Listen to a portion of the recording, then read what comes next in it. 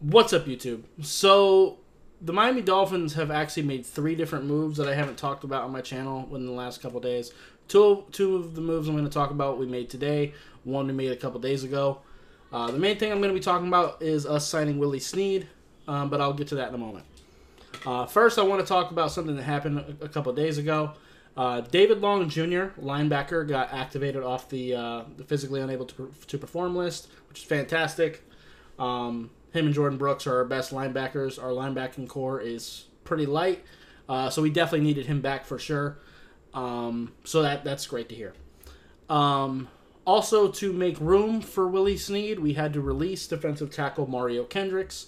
Not really concerned with that. He wasn't going to make the team regardless, so I'm not really worried about that.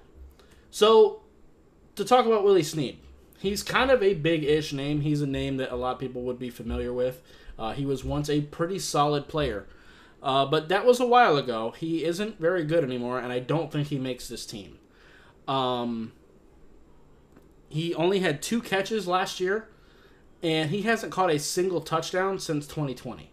So I'm not really expecting much. I think he's below most of our receiving core at this point. I think he's probably just more of a camp body. Maybe he proves me wrong. I hope he balls out, but I just don't see that being the case.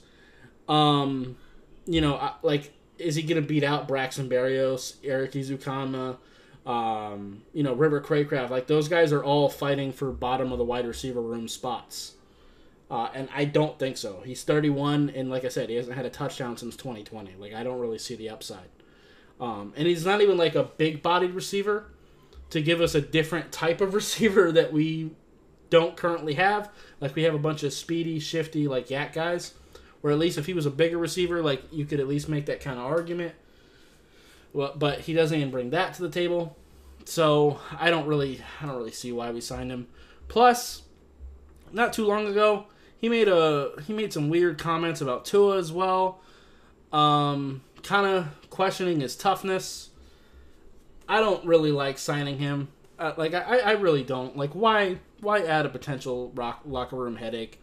Someone that not too long ago was making, attacks on our quarterback.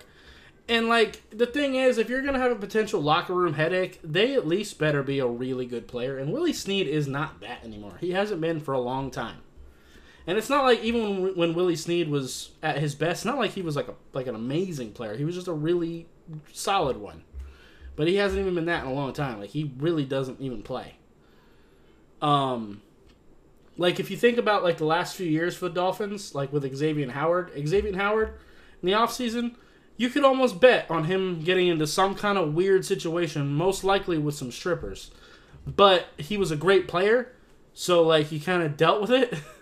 Willie Snead, like I said, is he better than Braylon Sanders? I don't know.